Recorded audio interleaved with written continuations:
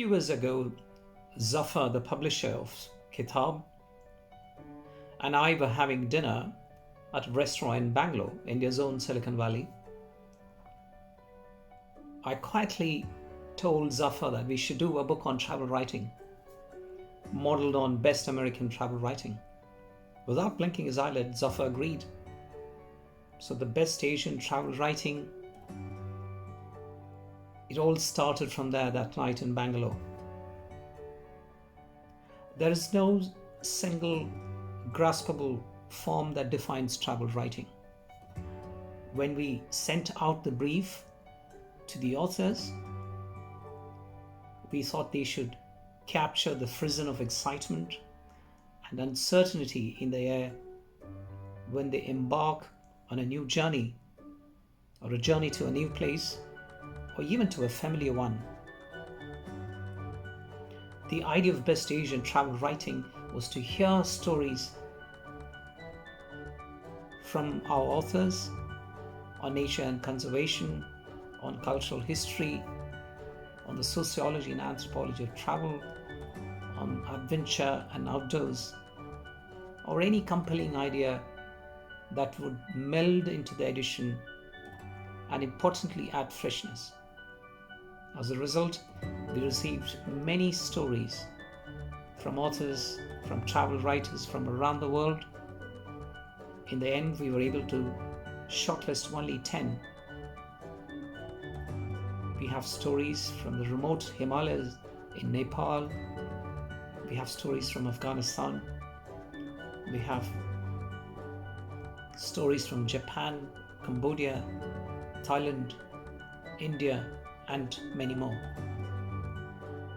I'm happy Zafar chose me to edit the inaugural edition of Best Asian Travel Writing.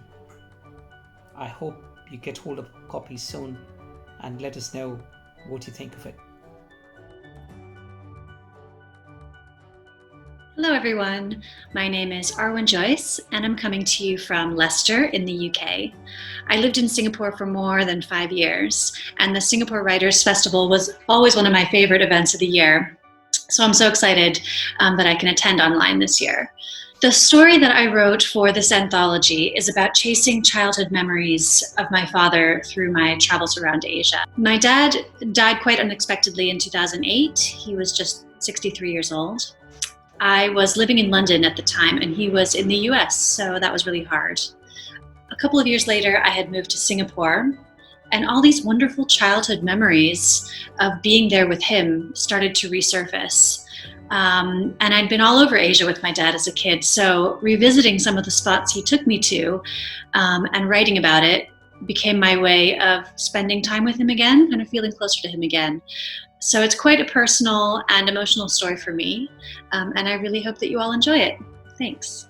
Hi, I'm BOUSTEAD, and it was an honour to be invited to write a story for the Best of Asia Travel Writers. I've spent decades exploring the Himalaya, so it seemed fitting to write a story about an area that I think is one of the most beautiful places that I've visited, and somewhere that was hit very hard during the 2015 earthquakes in Nepal.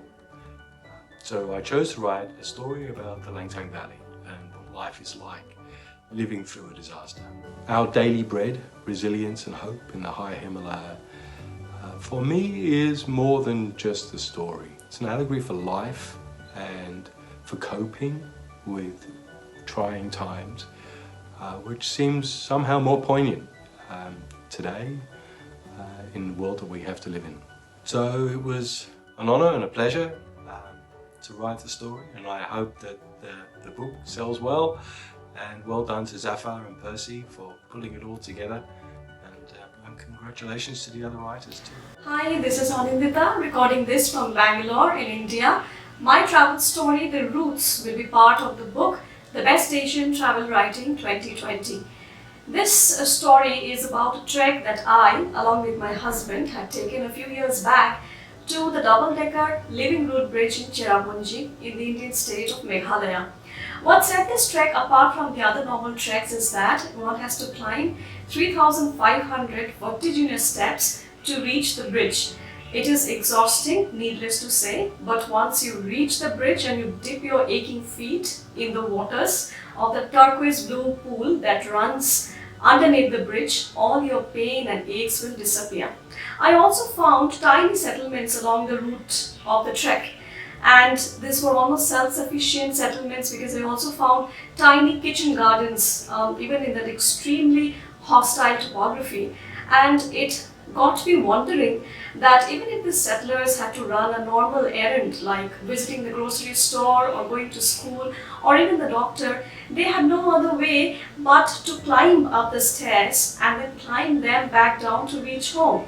So what we city dwellers fashionably refer to as a trek is nothing but a way of life for the settlers. It is this moment of epiphany that made me inspired to write this story.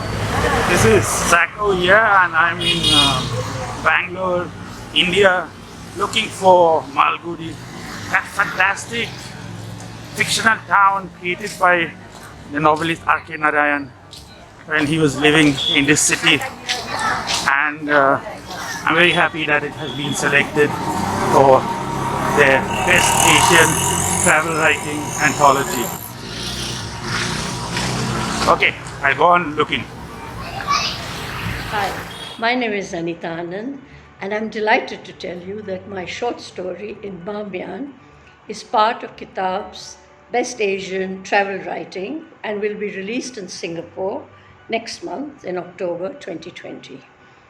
I wrote the short story after I visited Bamiyan, which is a province in the northeast of Afghanistan.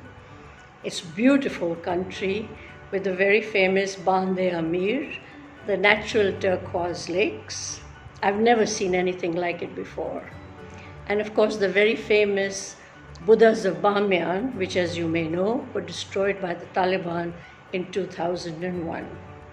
Besides this, it's a pleasure to drive through Bamiyan province with its pristine natural beauty.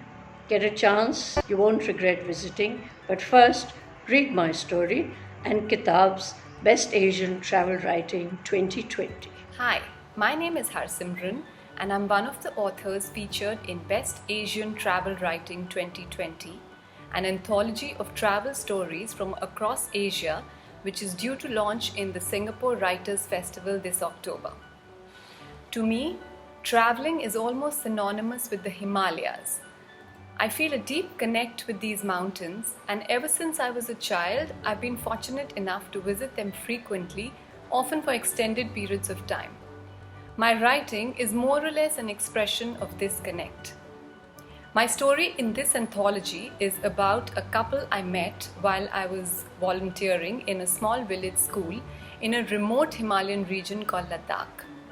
When this couple moved back to their own village in another part of the Himalayas to start a small school, I followed them there with my pen because I wanted to tell the world about their fascinating life and the amazing work that they're doing for the children in and around their village. I hope you enjoy this story and all of the others in this book. Hi, my name is Suzanne Kamata, and I'm an American living in Japan. I spent my birthday this year in a hotel room in Tokyo while on quarantine, but a few years ago, I was at home and my family completely forgot my birthday. Instead of crying into my coffee, I decided to take a trip solo to one of the islands nearby, Shikoku. The story of my solo journey to celebrate myself is in the Best Asian Travel Stories 2020, Heartbeats on Teshima. I hope you enjoy it. Thank you. My little piece in the Best of Asian Travel Writing is set in Cambodia. Strangely enough, Cambodia is exactly where I am right now. Why did I write the piece? I wrote it because I travel to Cambodia 2 or 3 times a year, and many things happen here. And what I describe in the story is one of those incidents. It's a small thing. When you travel, when you go to different countries, things happen. And I try to keep a smile on my face. I try to keep things light. And that story came out of that really.